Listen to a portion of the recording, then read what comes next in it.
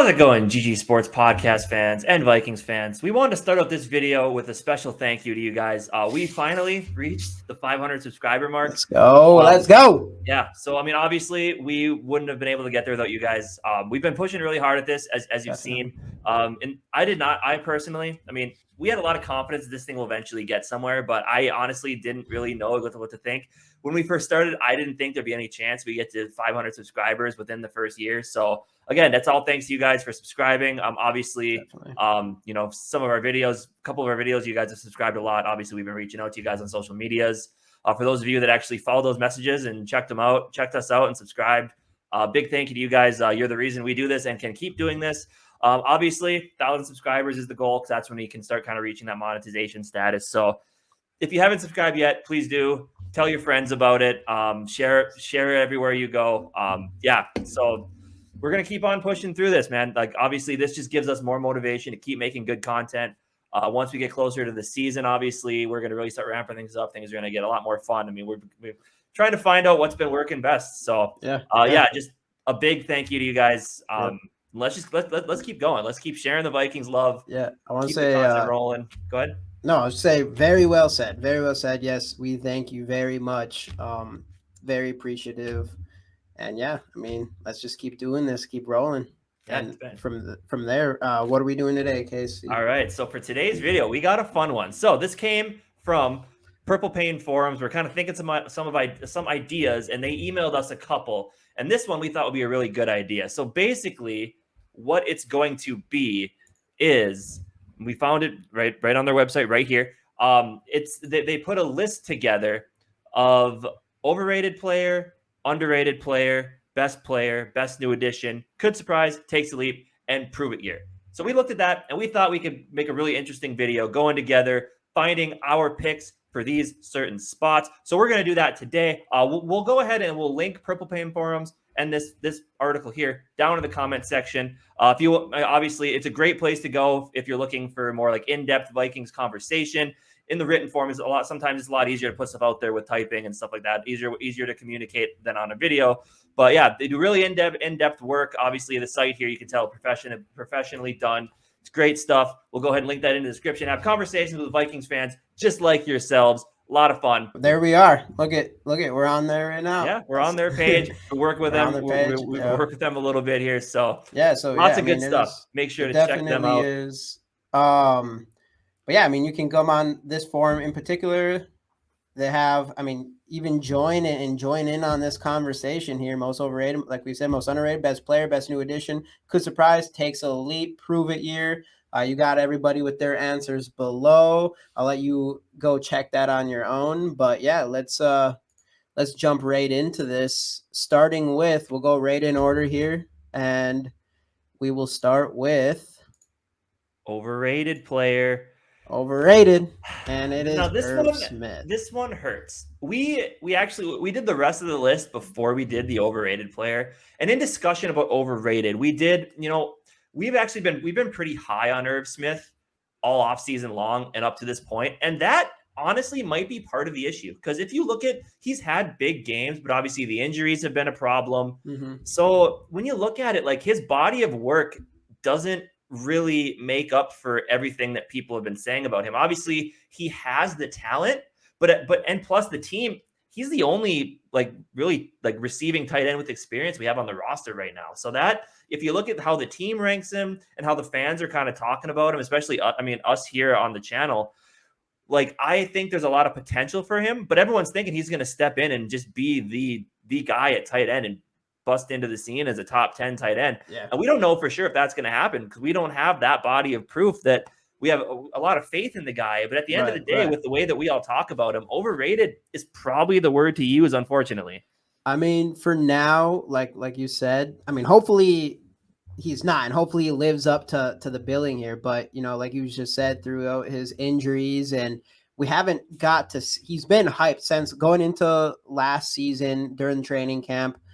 He was definitely the most hyped player on our team, and we were expecting a huge leap from him, but we never actually got to see it yet. And it's almost like, I do feel like we kind of think it's already happened in a way, even though we saw a lot of like good things out of him and during the season before that, but we can't say it for sure. And even the Vikings in general, there's not much behind them. We're throwing all our eggs into Irv Smith, and really just hopefully it works out for us. And this is also coming from like, man, we're a little bit biased. I'd say just a teeny bit biased. So we had just a very little bit. So it was kind of hard to figure out an overrated player for me, for us.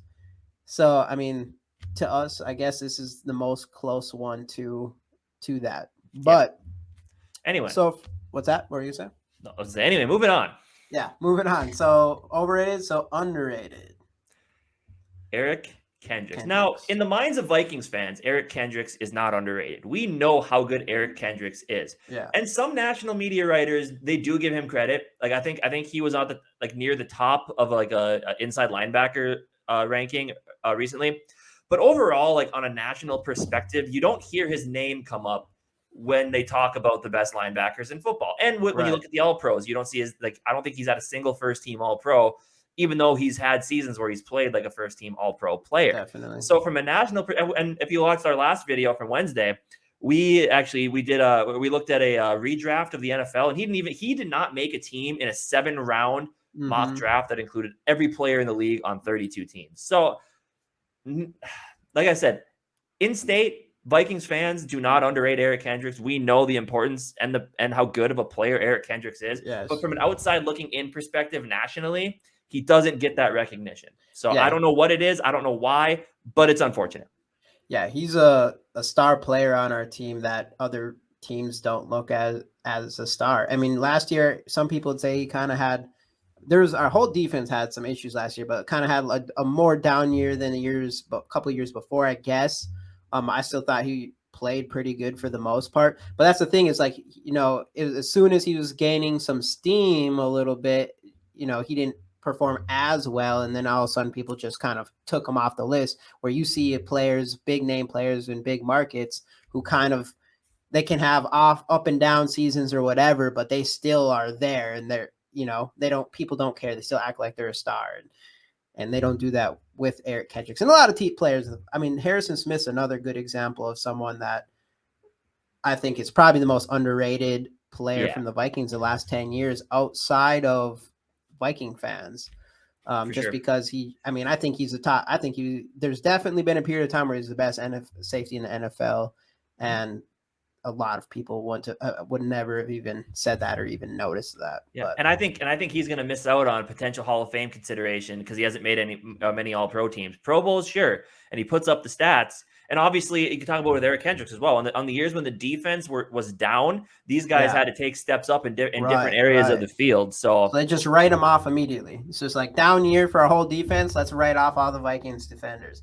Yep. I think this year we're going to see it's going to be a lot different, and I think Eric Kendricks is going to hop right back into those conversations again. Let's hope so. So underrated player. Underrated player. And then which one was next?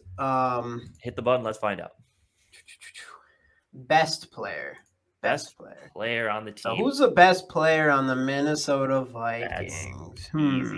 Easy. Number 8. Justin Jefferson. Come on. Jefferson. We're talking about best player in the league. We barely need to really even talk about this one. I mean, the yardage he's put up, 1,400 yards his first season with 7 touchdowns. 1,600 yards his last season with 10 touchdowns. Breaking records for the receiving yards within the player's first 2 seasons. If it wasn't for Mike Zimmer, he would have broken Randy Moss's record for the most yards in the first 2 seasons of a player's career in Vikings history. So the guy's just an absolute monster. Again, in that redraft video, he was disrespected again. Didn't make the first round. He was like the 4th receiver taken or something, which is absolutely Jalen Waddle went higher Hill, than him. And it was absolutely nuts. But Justin Jefferson, at the end of this year, if people say he's the best receiver in football, they won't be lying. The guy's an absolute stud. And I wasn't all that high on him when we drafted him. I mean, I thought he was going to be good, but I thought, I didn't know if he was going to be this. But once you see him get on the field, man. Right. Oof. Yeah, I mean, it's hard to expect anyone to come in and be the best right off the bat. But we're sure happy that happened. So for sure. Then from here we go to the best new addition, and we went with Pass rushers, I Zadarius. mean, we're not trying to get too cute here. Zadarius Smith. I mean, it's obvious. You have guys outside of, as far as free agency goes, there's no question he was the biggest pickup. When it comes to the draft and stuff, Lewis Cine and Andrew Booth, we do have those guys, and I am really excited about them, and I think they're going to be huge, great additions for us. But no one's going to affect our team the way Zadarius Smith is. There's no question about it. He's the best pickup. Best new addition. What do you think? And you've just seen it from just a culture perspective too. He's kind of been the leader in getting the guys together, going to Timberwolves games, going out to dinner, going axe throwing, that type of stuff. He's been the driving force behind that. And as soon as he came, as soon as we saw him come to the building, on his Instagram story, then we put his tour. The Vikings put his tour on their YouTube page. Just the smile, the infectious smile, the infectious attitude. Obviously, the injuries last year, he's going to be fine. And then just the on-field stuff he brings with his pass rushing prowess. The last time, 2019, when Daniil Hunter and Zadarius Smith were both healthy, 1 and 2 in quarterback pressure. Zadarius being 1, Daniil Hunter being 2. So obviously, just bringing him in that pass rushing duo is going to be amazing. The off-the-field stuff is great.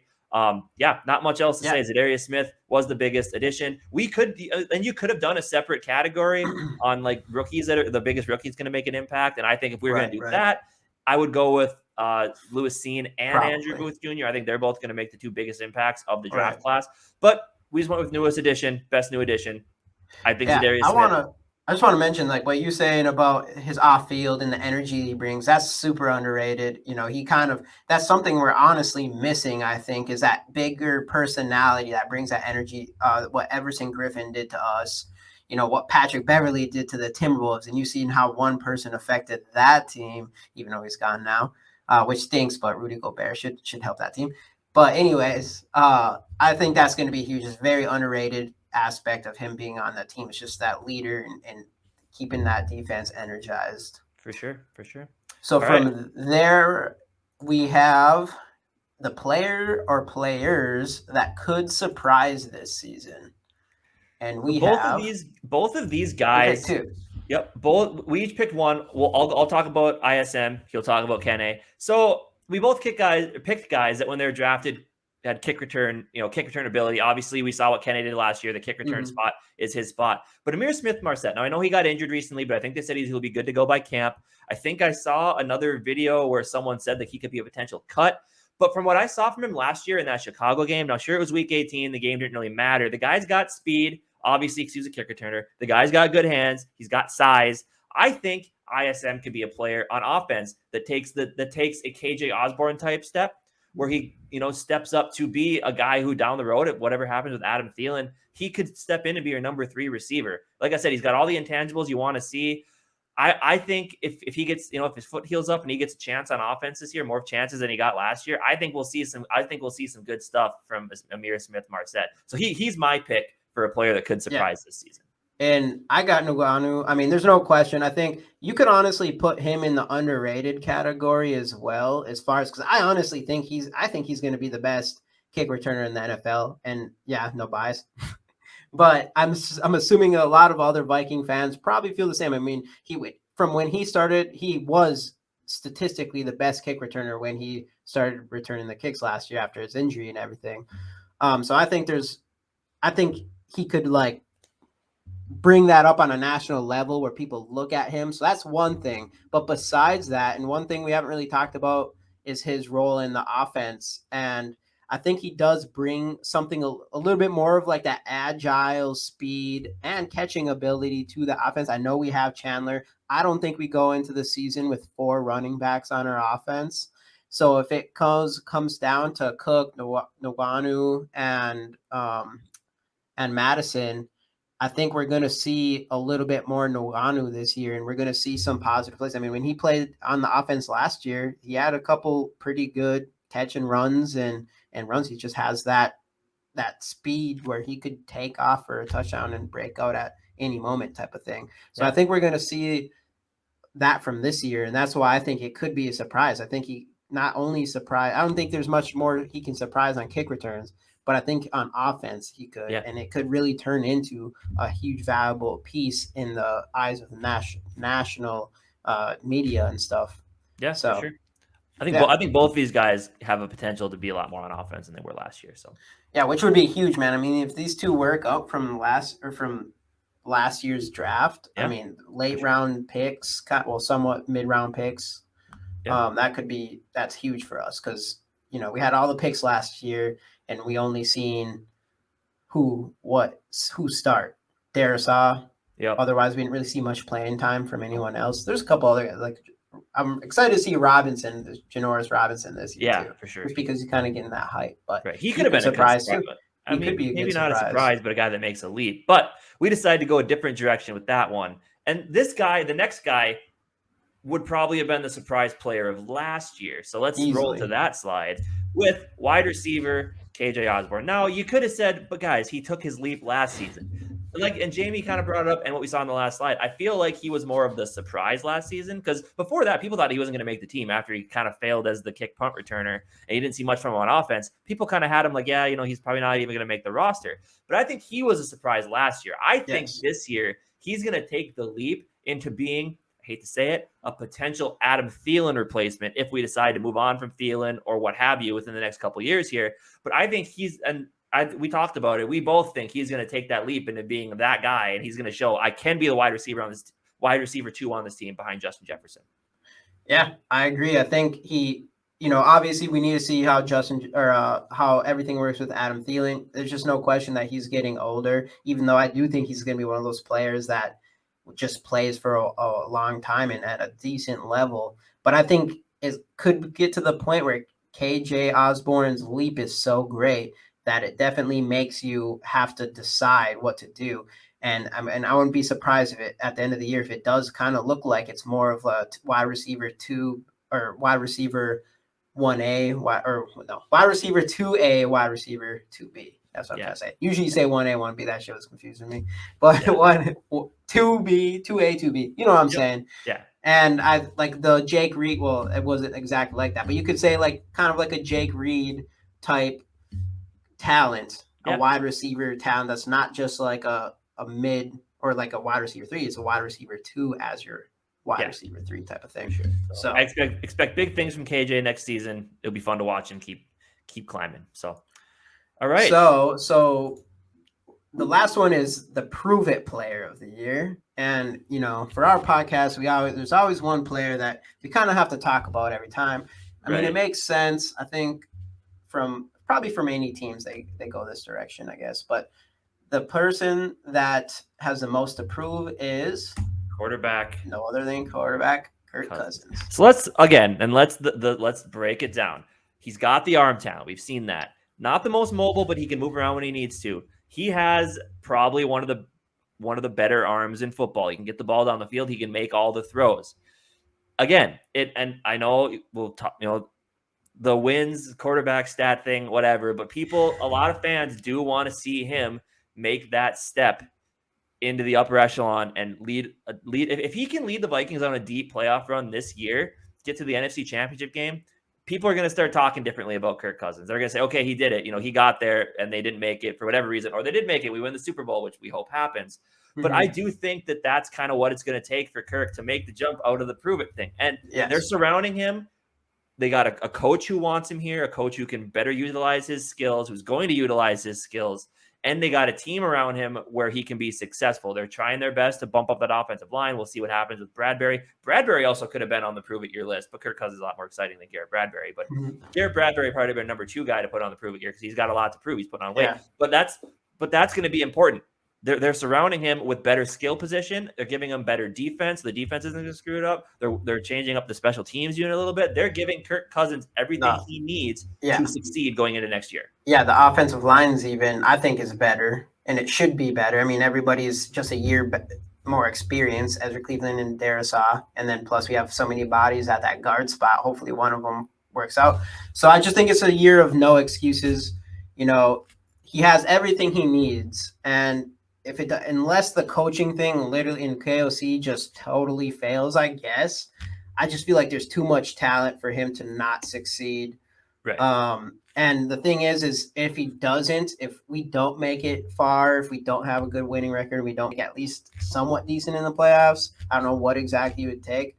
He has 1 year left on his contract after that. I feel like after this year, there's just no question that you have to look to the future at quarterback if it doesn't work out. If he does and we go deep into playoffs, I mean, who knows, man? Even me, like I'm someone who's like, we should have traded Kirk Cousins and just got as much value as we could for him or whatever. But if he brought us like to a Super Bowl or something, then I might be like, man, maybe we do keep him on the team. I don't know. I don't want to say that yet because I want to see us make it there first. But yeah, but I mean, and that's the thing. The coaching change could, you never know, because a lot of times it takes a year for a coach to really get his system in place. So prove it. I would say it's almost for Kirk. I mean, yeah, if he comes out and he just totally bombs this year, then yeah, you're looking forward. But if he comes out and plays like he has been playing and we win 9, 10 or 8, probably 9, 10 games, and you see that growth, I think it's going to be more like prove it years for him. Because then in the second year of a new regime, there's no excuses then. But yeah, this year I do think if he brings the team on a deep playoff run, it'll be a prove it thing. He'll have proven he can do it. We'll see what happens. Right. It's going to be a really exciting year.